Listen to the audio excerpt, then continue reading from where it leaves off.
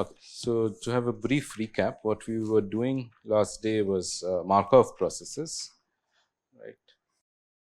What defines a Markov process is that you have the probability to be in some state at some time. In general, depends on the full history of the process.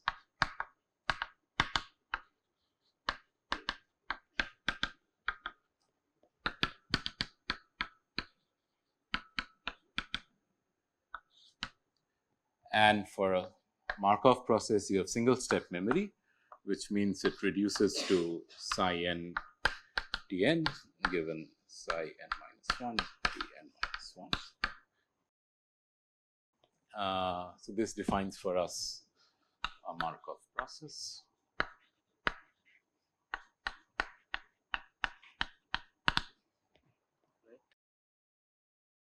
And then we said that if we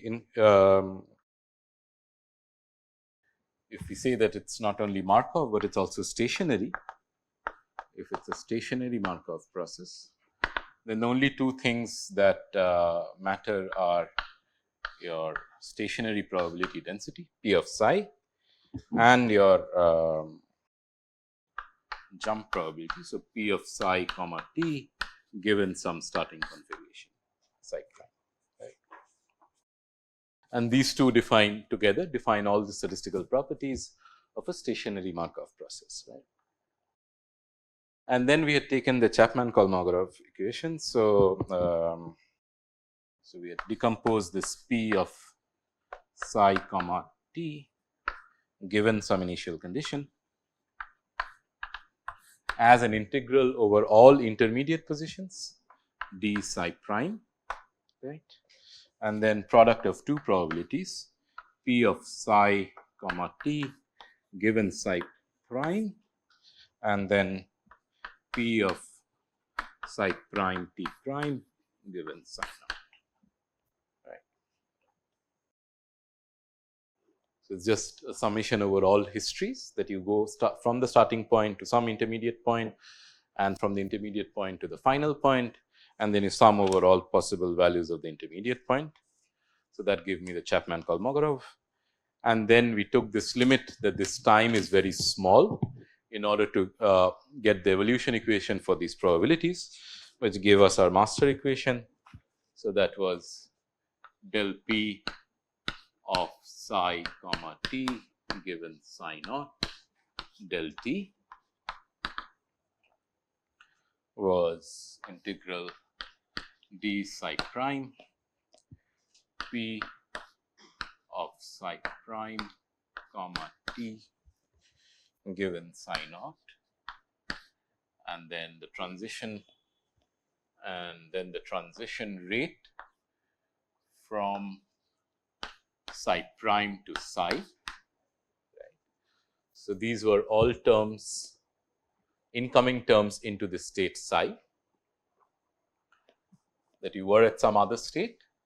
What is the transition probability per unit time that you go from that state to your desired destination state? And then there were outgoing terms, which was that you were already at that state, and then you transition away from that state psi to any intermediate state psi prime. Right? Then you do this over all possible values of the intermediate state. That gives me the forward master equation.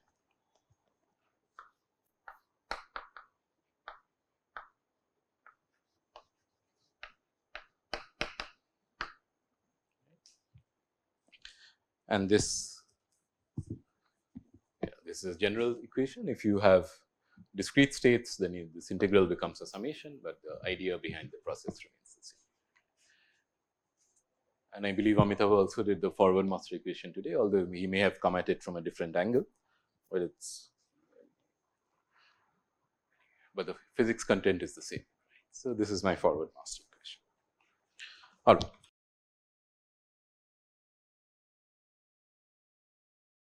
So the question that we want to now do is that, this is an integral differential equation. So I have a derivative on the left hand side, but I have an integration on the right hand side. Can I convert it to a pure differential equation? So, that is the okay. And what we will try to do is that these okay. So, let us try to see whether we can do that. So, we have these transition rates, right. So, W of, let me write psi to psi prime. Okay. So, this is the transition probability per unit time that I was at state psi prime, and I make a jump to state psi in that time. So, let me write this equation. This is just a notational change. So, let me change this to W psi prime and delta psi, where this delta psi is like my size of the jump. So, this is psi minus psi. So, it depended on the initial position and the final position. I have just rewritten it in terms of the initial position and the size of the jump. It is the same two quantities. All right. So, now I will take this master equation, and so I have del p of psi comma t given psi naught del t, right. And all of these psi primes, this intermediate state, I will try to rewrite in terms of this jump delta psi, which means that here I will have an integration over all delta psi's, right. And then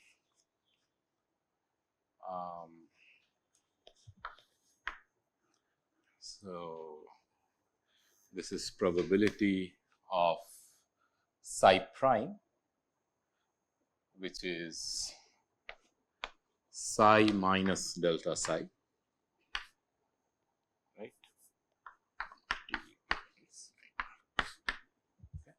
So, that is this term, the psi prime I have written as psi minus delta psi,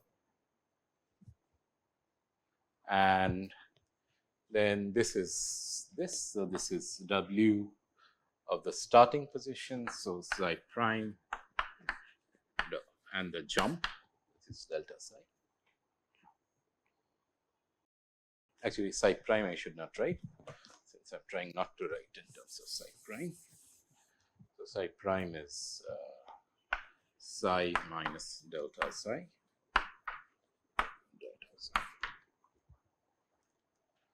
right.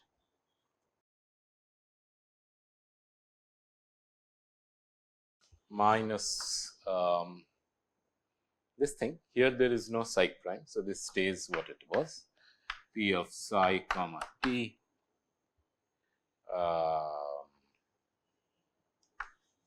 psi naught, and then this is the initial position is now psi, and the jump is delta psi.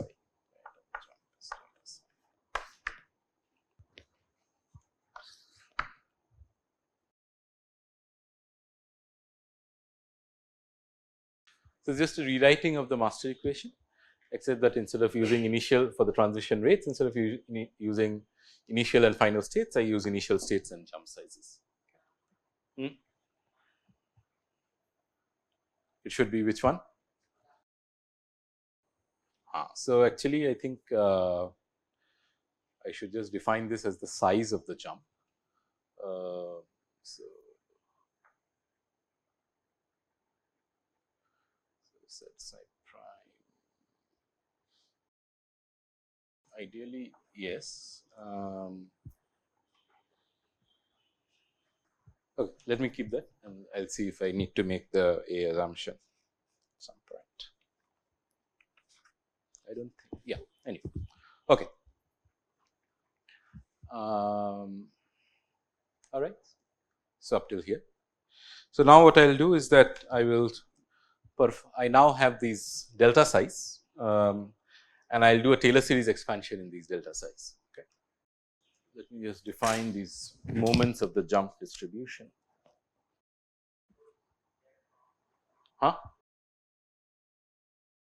Here?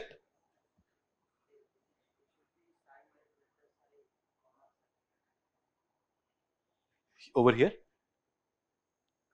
So sorry. So are you asking what I changed?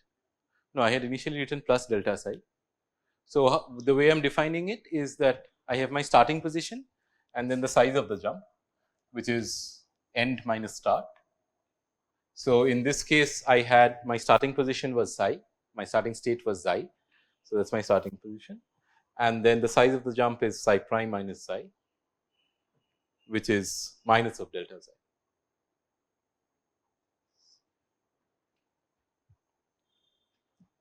But is that what you're asking, or other than that, this is the same. And the first term has no change because there is no psi prime over here. So it's just p psi t given psi naught. So the only manipulation is in this transition rate. All right. So let me define the moments of this jump distribution. So let me define my a n of psi as integral d delta xi, okay, delta xi to the power of n, w of xi comma delta xi. Okay.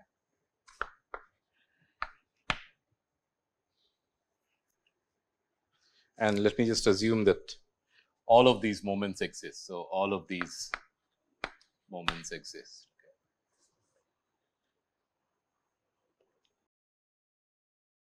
It's the probability of taking a jump of size delta psi starting from a state psi, and this is then the nth moment of that jump probability distribution, and that I call as my a n psi. All right. So now what I'll do is I'll do a Taylor series expansion of this equation or the master equation. So what I have is del p, left hand side remains whatever it was, xi naught del t, okay, integral d of delta xi.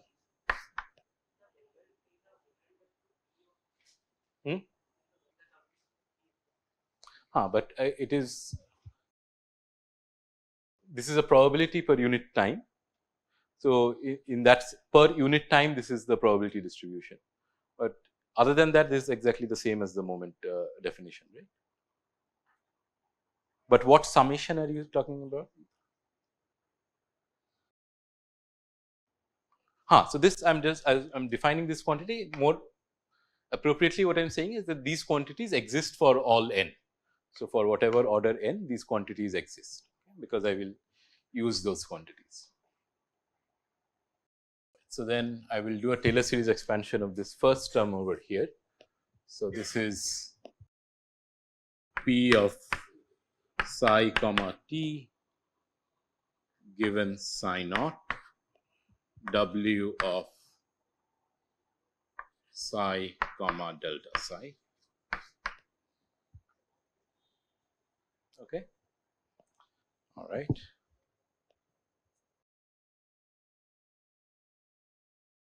Then I'll have minus delta psi.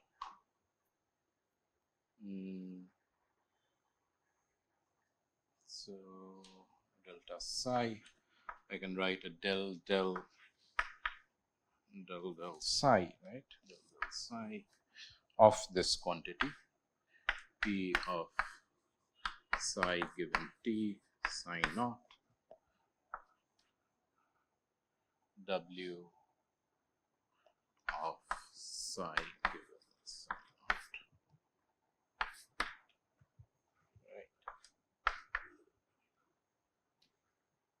Right, because both of these terms have a delta psi. So in one case, I'll have a del psi of this term, and in another case, I'll have a del psi of this term. Together, I'll have a del psi of this product to first order in delta psi. And then I'll have, not psi naught, sorry, delta psi.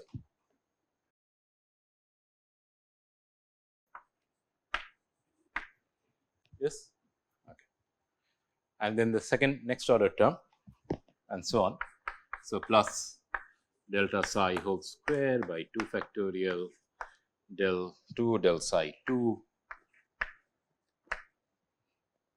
of this thing p of psi comma t given psi naught w of psi given delta psi, and then of course higher order terms plus higher order terms. So, that is from this first term, and then I have this term p of psi comma t given psi naught w of psi given minus delta psi. Okay. So, now let me think about this extra minus sign a little. No, so the thing is that I have a psi prime here, but the two terms over here, I think I should write the delta psi appropriately, because for this first term delta psi is psi minus psi prime. For this second term delta psi is psi prime minus psi. So, when so there is an overall minus sign here as well. So, if I am writing so I should have a consistent definition of delta psi if I want to actually no xi prime, it's it is some state. I mean, there is, it is the jump, yes, but I think I should choose a consistent definition of delta psi between the two terms of the equation if I am doing the common d delta psi, right. In that sense, if I choose my delta psi as psi minus psi prime, then what I should have here is just my delta psi, because otherwise I will have a minus delta psi here and a minus delta psi there.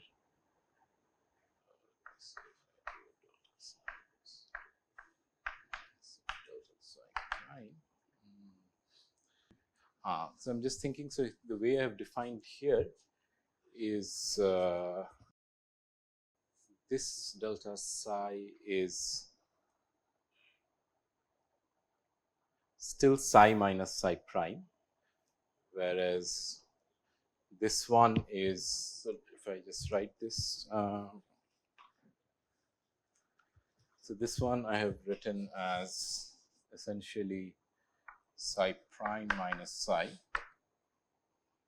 that is whatever, let me just write it here, minus integral all values of psi prime minus psi from minus infinity to infinity.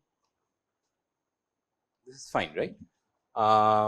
So, this is my jump from the initial state to the final state, psi prime minus psi, and then I am integrating over all values of that jump, all allowed values of that jump, psi prime minus psi to minus infinity to infinity, and that is anyway being integrated out. So, I can just call this as a delta psi, right, d of delta psi,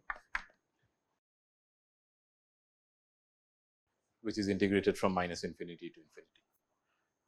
So, I should do a consistent change of variables both in the integrand and in the jump size.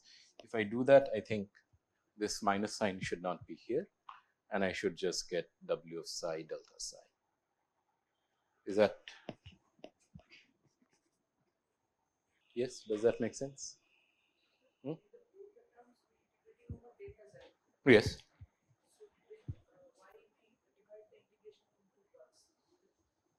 It's just that if I want to define my, in these two parts, what is my starting site and what is my starting state and what is my final state is different. So, in that sense, my delta psi definitions are exactly, you can put a delta psi prime, but it's a dummy variable because it's being integrated out anyway. So, I just call it therefore a delta psi. Ideally, you can call it a delta psi prime and integrate it out. Okay. So, if, sorry, good. So, if that is fine, then of course, what happens is that this last term cancels out this term in the first term in the Taylor series, and all you are left with are these derivatives, right. So, then what I am left with are these technically all of these orders. So, sum over n 1 by n factorial minus del psi to the power of n equal to 1 to infinity, and then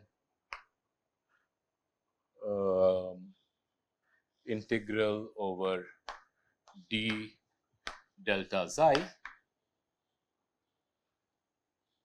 integral over d delta xi to the power of n times this p of psi t given psi naught and this w of xi comma delta xi. Okay. So, I have just grouped up all of these terms. I have pulled out the derivative and this factorial factor, taken this integration d delta xi, f delta xi to the power of n, then this probability, and then this transition probability of this jump.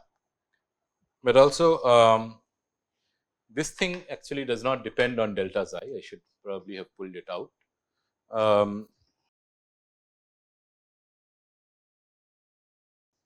Let me write that first. So, the w term first. So, w of xi comma delta xi, and then I have that p of xi t given xi naught. Right.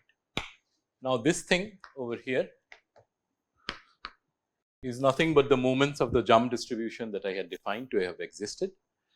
So, in that sense, I can rewrite this as sum over n equal to 1 to infinity 1 by n factorial minus del xi to the power of n, then a n of xi, because I have integrated out over the jumps, and p of xi t given xi naught. All right. So, this is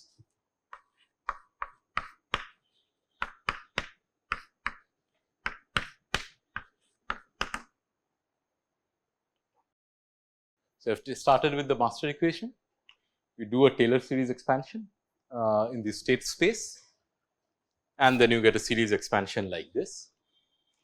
Sometimes these moments will be independent of the starting position. So, remember what are these moments? This is a n xi is the moment of this probability distribution when you have started from a position psi, right. Sometimes this a n xis will be independent of xi in that sense. So, a n xi just go to some a n. For example, we are talking about diffusion.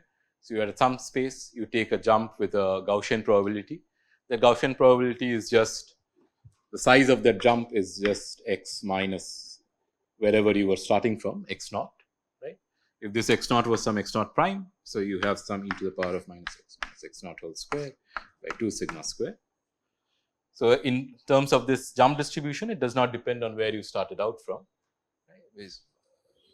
And there in such cases you will just get this a n psi coming out, and you will get whatever sum over n equal to 1 to infinity a n by n factorial minus del xi of n of this p psi t, right, as a special case. Generally, this has terms up to all order a n. So, what is this? So, the a n of xi is the probability d delta xi to the power of n xi comma delta xi, right.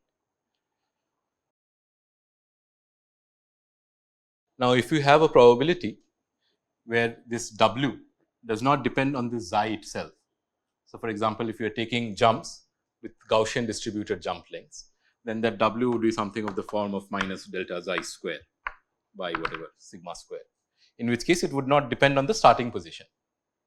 Right? So, if you had processes like that, where this jump distribution was independent of where you started out from, your current position, and only on the jump size, then of course this thing is not a function of xi in that special case. If W is not a function of xi, this nth moment is not a function of xi, and then it becomes some constant an independent of xi.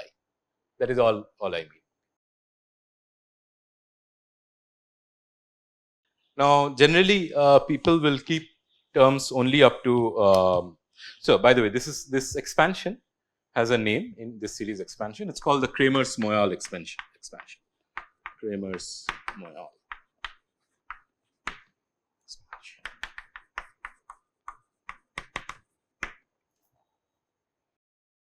Huh? Not the special case, the general expansion. And often what we do is that we truncate this to second order. So, we just keep terms up to second order and neglect all higher order terms. Okay. So, if I do that, then of course, what I get is minus del psi of A1 of psi. Again, I am just going back to I am just writing it generally, P of psi comma t given psi naught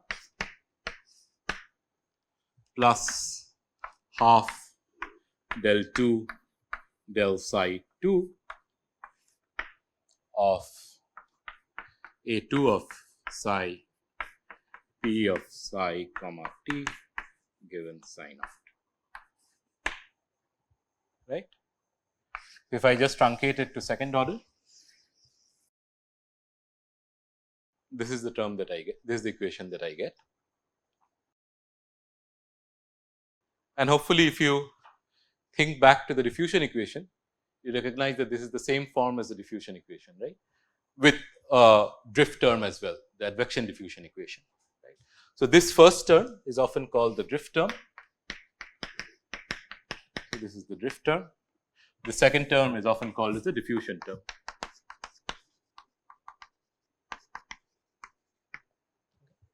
Except this is now for any general stochastic process, which you can frame any general Markovian stochastic process, where all of that machinery of Markov processes went through. You can frame it in this way, where you have a drift term and a diffusion term, and then the actual diffusion process, the 1D diffusion process that we wrote down, corresponded to this equation with a constant velocity, where the velocity was independent of position, which is why we had a minus v del p del x, right. So, we had a del p del t, we had a minus v del p del x plus d del 2p del x2. So, the state space was then just position, that psi was just position, but then if you identify this A1 with a constant velocity and this A2 with a constant diffusion coefficient, then this equation and that equation. So, this is just a special case of this equation, and this equation, where you truncate up to second order, is called as the Fokker-Planck equation. It's called as the Fokker-Planck equation.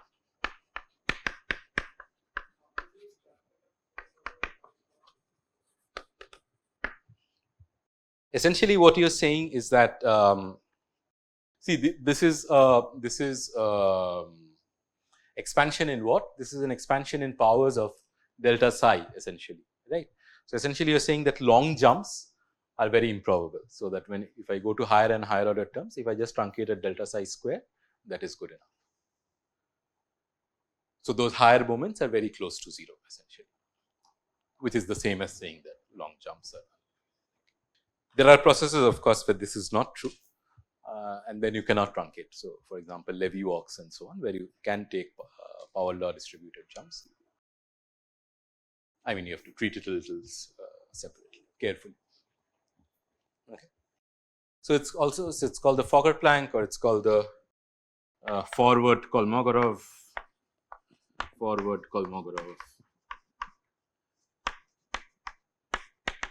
the forward Fokker-Planck, because I came at this from the forward master equation. this was the forward version of the Fokker-Planck or the forward Kolmogorov. If I had started with the backward version of the master equation, which I will at some point, then what, and I carry out the same process, I would have arrived at a backward Fokker-Planck equation. But this is, so therefore, last day we had taken continuous time. Now I take this continuous state space and I arrive at the analog of this diffusion equation in this case. Okay. Is this clear? So, I will stop here and I will do one example. But before I do an example, you can ask if this concept is not clear. So, from now on, often we will just write down master equations or Fokker-Planck equations depending on what is discrete, what is continuous and so on. So, given a biological problem, we will start by writing down the master equation or by writing down the Fokker-Planck equation, and then we will come whatever way we can solve it, we will try to solve it. But at least this machinery should be clear, that how do I get to the Fokker-Planck equation, how do I get to the master equation, and then we will see how to apply it to biological problems. Alright, so if this is clear, then I will take one example. So, I will do a few new biological systems maybe on Thursday, microtubules and so on, microtubules and motor proteins. But today let me stick to an example that we discussed, which is the bacterial run and tumble motion. Okay. Since we have talked extensively about it, let me try to write down a master equation for that. So, bacterial run and tumble.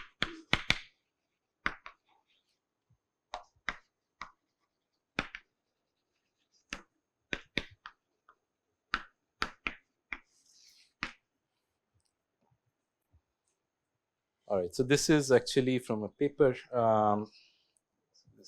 There are many papers. So, what I work out today is from one particular paper, Thompson, Talur, Cates, and Blythe.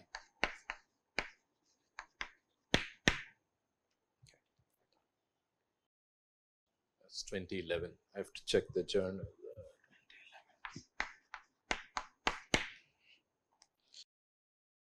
Okay, so that's all right.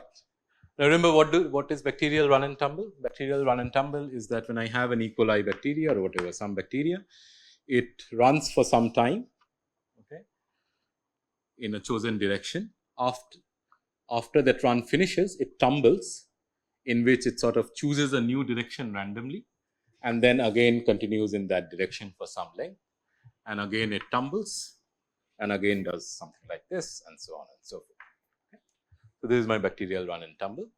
Typically, run durations are, so here is my tumbled, so tumble durations are much smaller than run durations. So, run durations are typically much greater than tumble durations. In real bacteria, of course, it is a curved.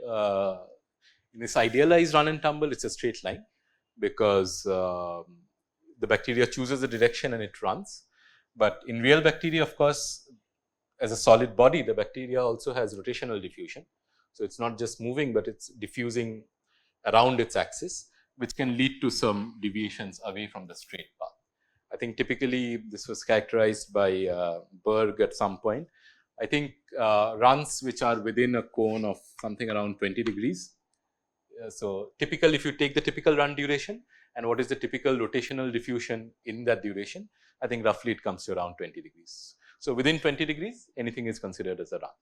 But in this idealized process, it is of course a straight line.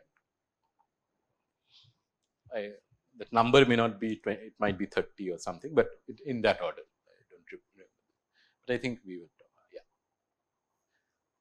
Okay. So, this is my run and tumble. And what we will do, or what these people do, is that they start with a very simple lattice model of this run and tumble motion. Okay. So, you have a lattice model, which means that there are discrete sites.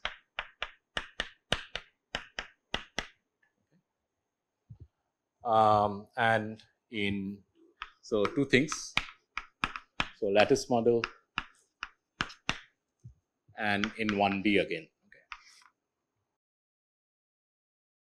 And again, one can generalize this, and they have generalized it, but I will start with this 1D thing. So, I have Now, in a 1D system, when I say it tumbles, it chooses a new direction, and there is only, of course, two possibilities for the direction. It can move to the right or it can move to the left, right? Because this is my 1D system.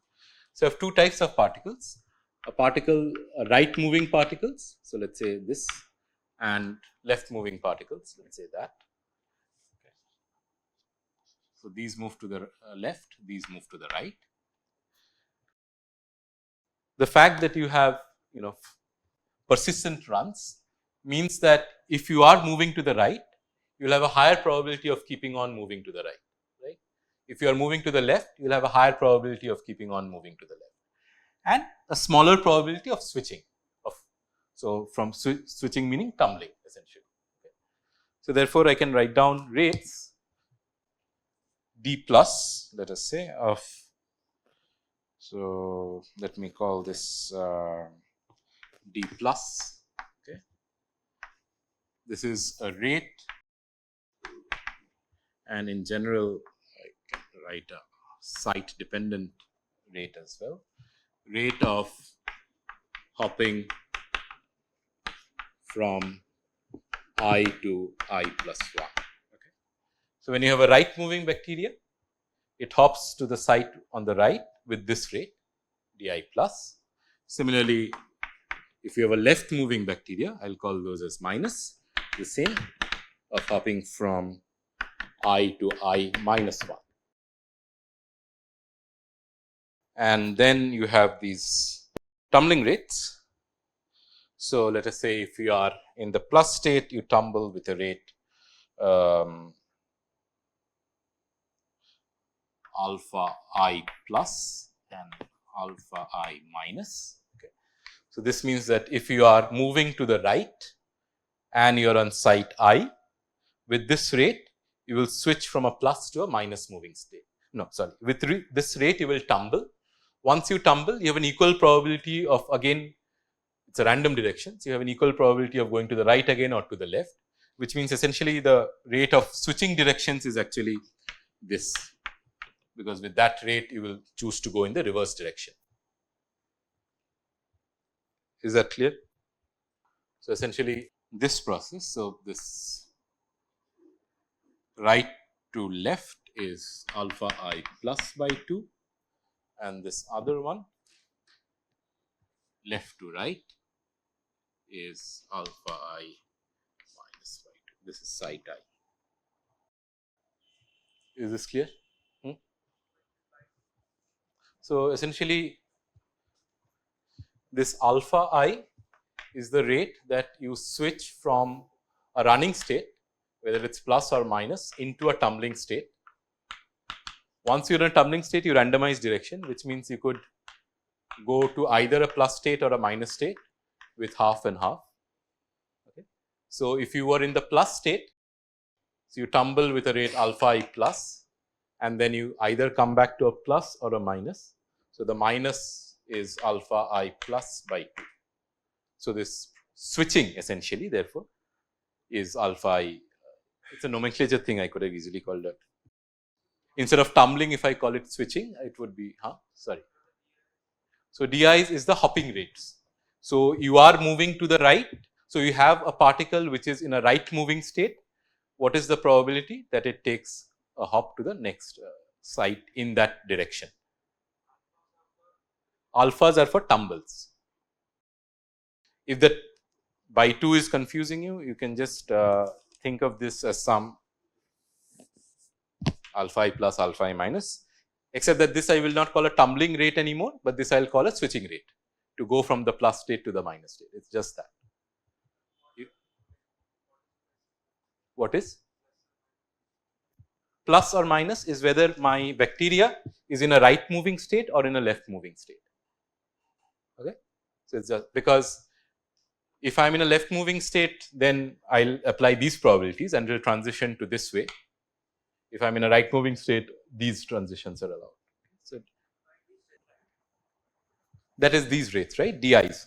So, these are hopping without tumbling. Correct. How do I distinguish? Right. No, so you have to think. So this is the rate of hopping from I to I minus 1, given that it is in a negative moving state. So that is why this minus.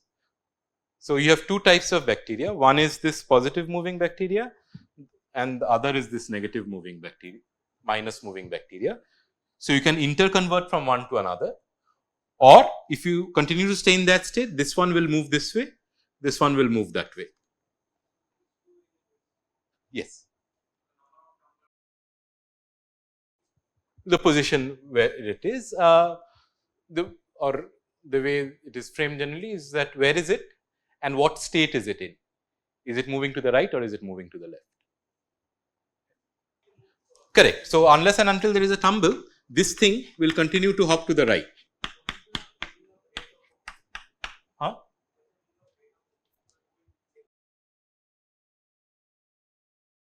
Correct. But what is a rate? Meaning of a rate is that this rate will translate into a probability, right?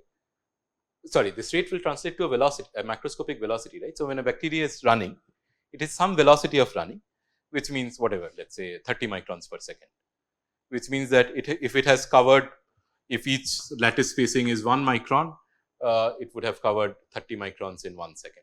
So that means you have to have some finite time scale for these jumps. Those time scales are encoded by di plus and di minus. These are rates. So these are probabilities per unit time. And why asymmetric? In general, of course, it would be symmetric. So, if I go this way or that way, but you start with this because then if you build in a chemoattractant, for example, and let's say your chemoattractant is somewhere over here, then you can play with these rates in this direction versus in that direction to see what sort of model explains your bacterial motion in the presence of chemoattractant. Yes.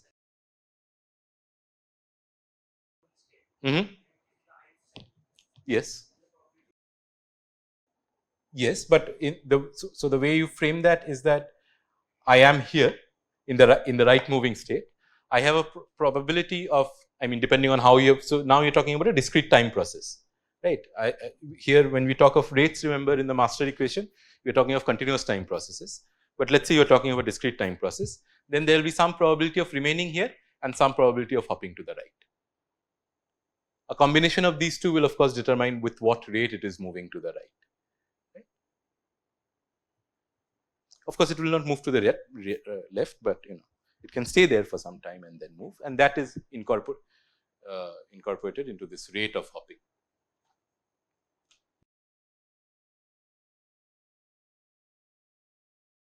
Don't. So okay. So it depends on what are you ultimately going to capture in an experiment, for example, right? So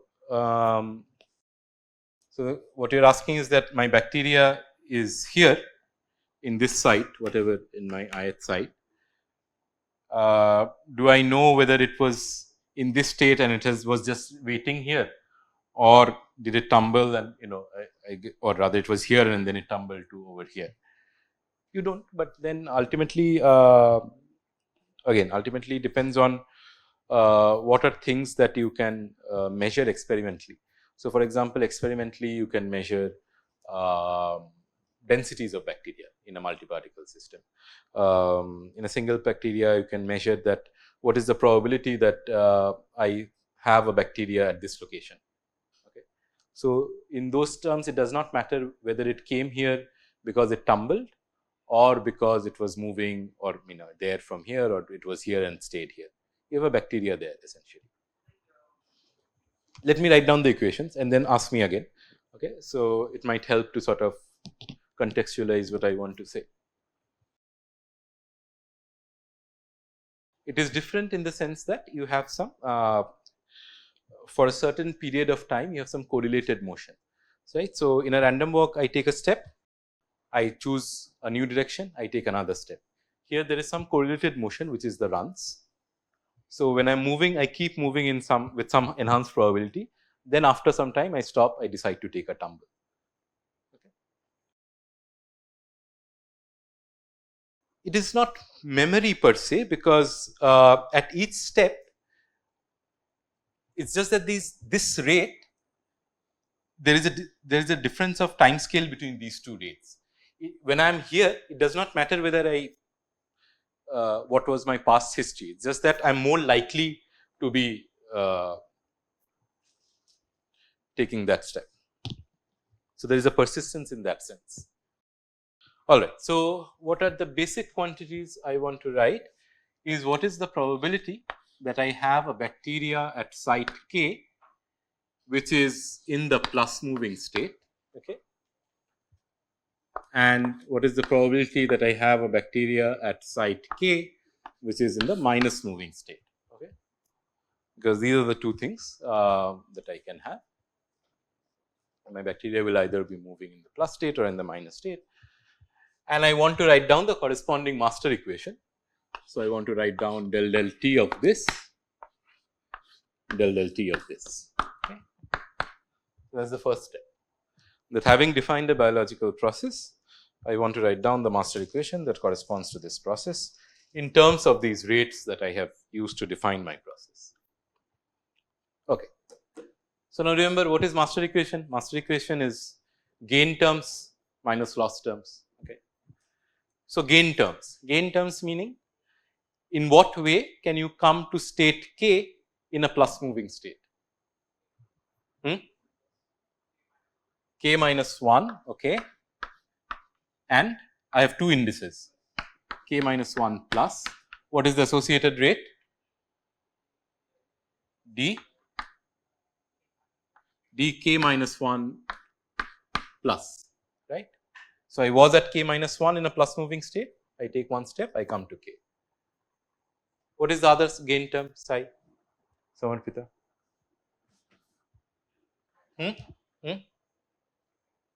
Sorry, I could not hear. You were at K plus 1, so P K plus 1, and then what is the other index I should write here? Minus, and then what is the rate I should write here? D K plus 1 minus. Okay. Does this transition take me into this state? You were in a minus moving state in K plus 1, you take a hop, which is correct, you get to a minus moving state at K, but that is not the probability that I am writing down. Huh? Times? कोई एक बताओ. Alpha K plus 1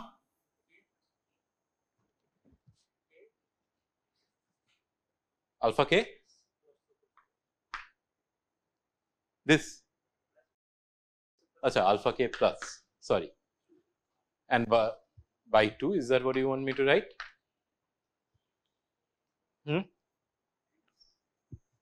Sorry, so we are writing gain terms, huh? Remember, so there should be a plus sign perhaps over here.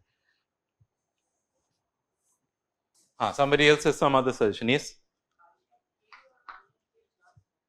You tell me, I am asking you. Alpha, so you tell me an alternate term, alpha K plus 1 plus, and then by 2 P of K plus 1, and then minus. Yes. It's in K with, okay, so Jeremy has a third suggestion.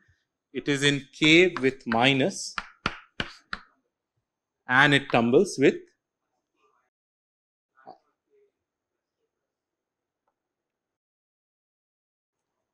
this. I think I have written this is plus. So, if it was in plus, it tumbles to minus with plus, and this thing is minus. So, therefore, minus. What would be minus? This term.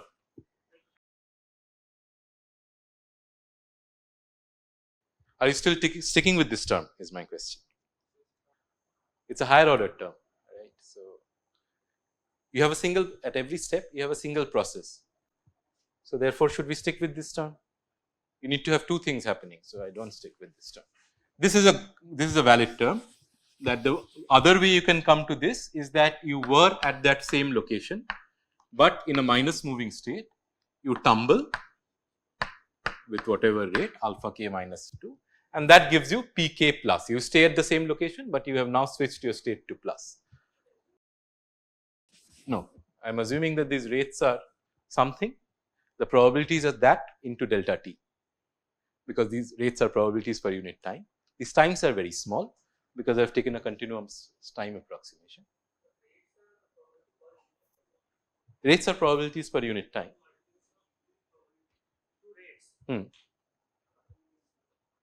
How can you? No. So, what is that? So, essentially what that term is second order in delta t is what I am saying, because you have one process which takes you from k plus 1 to k with some rate which is d minus delta t with some probability which is this, and here it stays in that, but it switches from the minus to the plus state with some rate which is alpha delta t. So, this process is a second order in time process, which means I neglect that in the continuum t approximation. Yes, yes, because these are essentially these are not systems out of equilibrium. So, these are not in equilibrium, and these two processes, the way you write down the rates will in principle break detail balance. So, they are not the same process.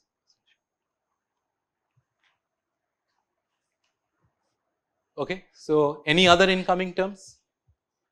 None. Okay. One more term. Okay. Yes. Alpha k plus pk plus. So, this is the probability that I was at site k in the right moving direction, and I tumble into the minus moving direction, which means that my target site, if I were to do this, I would reach a state which is same location, but in the other direction, but I am writing an equation for the evolution of this probability, right. So, therefore, this term will not be there. Any other gain terms? Everybody agrees yes, no, anything else? Okay. Let us go with no. All right, loss terms. Shujit, tell me a loss term. Yes, Shujit. So, loss terms will come with a minus dk plus pk plus. Very good. So, you were at k, you continue to move. So, you now hop down to k plus 1, which is a loss term from this k state. What more? Alpha which plus alpha? Alpha k plus p k plus and by 2. Correct. Right? Is this clear? Because this is any problem that I give or any problem that you try to solve, first step is to understand the process and write down the master equation, the correct master equation. All right. So, having said this, therefore, what is k minus? K minus means you are moving in the minus direction. So, the analog of this is dk plus 1 minus and then p k plus 1 minus, right. You were in the minus moving state, you shift one state to the left. So, that is with that rate, and then you were in the k state with plus, and then you tumble into the minus state, and then you were dk minus pk minus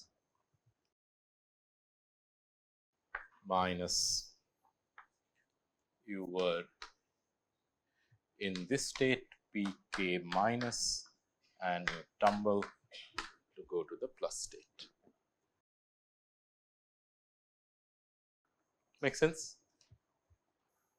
So, now to come back to your question, that whether you came to this state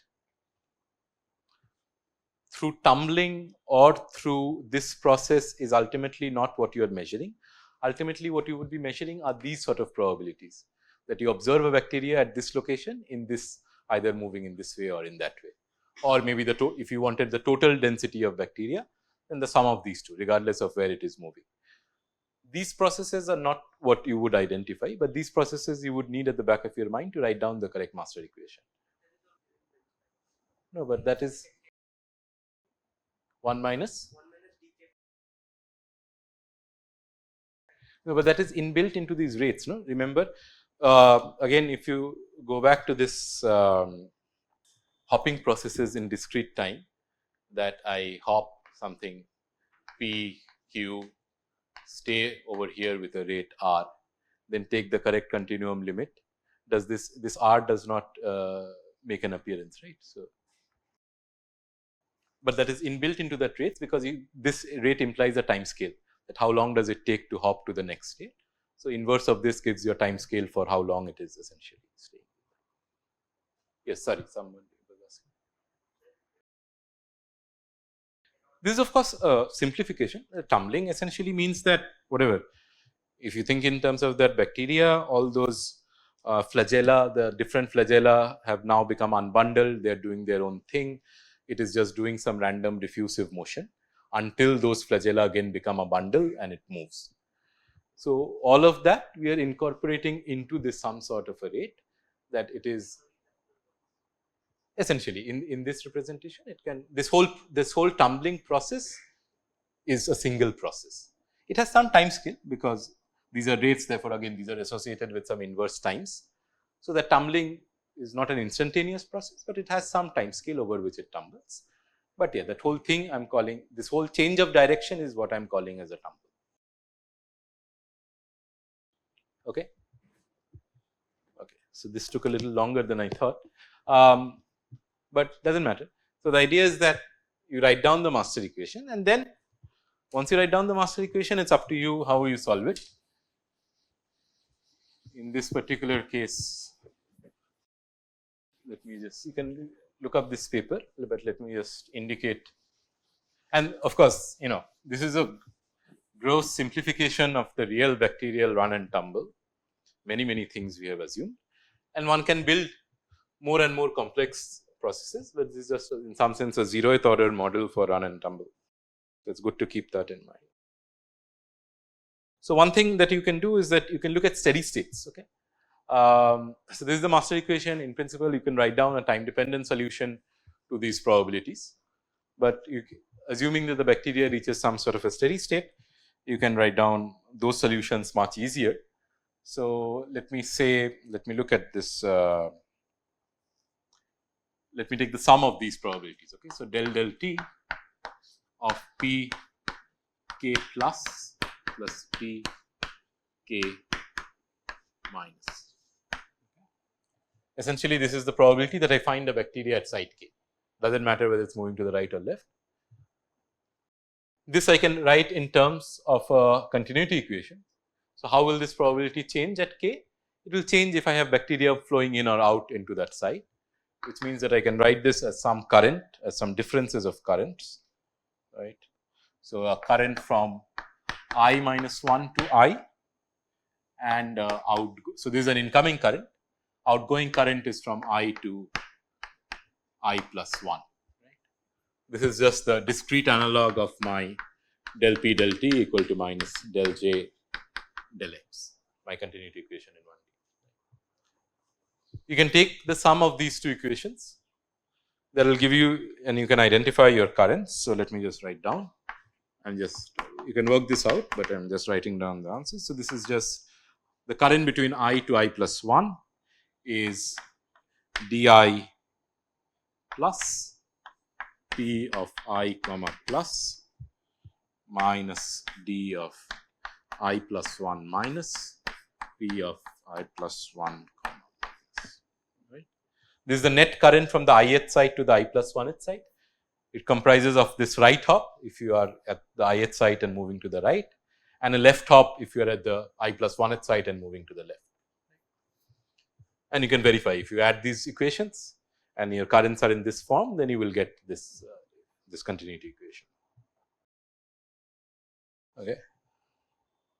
Now, steady state means, okay, so this is just the continuity. I was talking about steady state. So, steady state of course means that these probabilities are time invariant. So, del p del t is equal to del p k minus del t equal to 0.